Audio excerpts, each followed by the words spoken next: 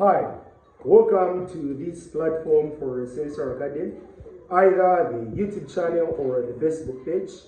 If you're watching this video on our YouTube channel, kindly hit on the subscribe button, turn on that notification bell in order to get notified when next I post a new video. If you're watching this on our Facebook page, kindly leave a comment, share the video, tag some other exam devotees that may find this same video very much beneficial. In our today's brief tutorial, we're going to consider Mathematics Paper 2 Exam Build-Up Lesson, where we're going to highly place our focus on an important topic that is regular in most of the exams, and this is a graphical type of a topic called linear programming. When we talk about linear programming, we're trying to talk about a topic or a mathematical method that is designed in order to produce a maximum profit. So when you talk about linear programming, these are going to be certain ideas or certain plans that are directed to ensuring that as someone invests, they are going to produce or make a maximum profit. The question at hand reads, a farmer wanted to buy goats and cows for his farm business. Then Roman number 1, he intended to buy at least 20 goats. Roman number 2, he also planned to buy not more than 50 cows. Thirdly, he wanted the total number of animals to be at least 100. The question continues, let X represent goats and Y represent cows. Write 3 inequalities describing the statements above. Under linear programming, there are 4 things or 3 things precisely that we can talk about. First things first, we are going to be converting the statements into equations. Secondly, we are going to be plotting those inequalities on the graph. Then lastly, we are going to be told to find the maximum profit. In this video specifically, we are only going to be ensuring that we bring it to the complete understanding of the student in trying to see that when given statements, how then do we understand in trying to turn the statements into equations. So when we are about to start, it's important to understand just majorly 2 terms. The first one is at least. When we say he intended to buy at least 20 goats. At least means you are talking about a number greater than what you're talking about, as in you are talking about anything more than 20, but you are also equal to 20. When we say there are at least 10 students in the class, we mean if at all students are less, they are equal to 10, but I believe they are more than 10. So when we say he intended to buy at least 20 goats, we are trying to talk about goats starting from the number of 20, and anything above 20 is acceptable. First things first, we come up with our data.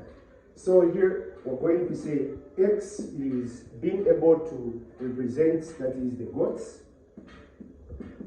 Then Y is representing the cows. So for the first inequality, it says he intended to buy at least 20 goats. You are firstly to identify the kind of an item, animal, or anything in the question that has been tagged. What's being talked about is a goat, and a goat is best represented as X. So here we're going to write X. The language says at least 20.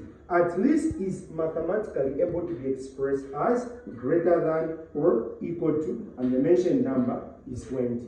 Having done that, it means we've expressed the statement in an inequality form. So this is the number of goats should be at least 20, which means they should be more than 20, also equal to 20. Then secondly, we have, he also plans to buy not more than 50 cows. We are going to see the animal that is being mentioned or targeted in this instance. It is the cows. So we're going to go to our data. The cows are represented as Y. So here we're going to say Y. We're going to look for the condition. When we say not more than, it simply means the actual number stated is the highest figure, and anything less than that number is acceptable, which means we are not being able to exceed that number. Sometimes they may say should not exceed, or not more than, or lastly at most. This should be able to express under one inequality. he also plans to buy not more than 50 cows. So we're going to say less than or equal to 50. So we are not more than 50, but if at all we should be more than 50, will be equal to 50. So why? For cows less than or equal to 50. Then lastly, for the third one, it says he wanted the total number of animals. The key word here is animals, where the goats and the cows are included, because those are the two categories of animals that are in the question. He wanted the total number of animals to be at least 100. As long as neither of the two types is tagged, you are to add the two letters that are representing the animals or types of things that are being talked about in the question. In this instance, we're going to say x plus y. We are only confidently able to say x plus y because it is no longer saying goats, neither is it saying cows. Hence, we are going to combine the two animals. So x plus y, then there lies a condition which is at least. So we're going to say greater than or equal to 100. Having done that, it simply means we've understood the question. I hope you are able to find this video very much beneficial. Relate it to how best you can be able to place your efforts in continued practice to build self-reliance. And I hope such may help in other questions that have come in the previous past years. This remains your tutor, Mr. Sensor from Sensor Academy School of Tuition. See you in the next video. For now, it's a very goodbye. Stay focused.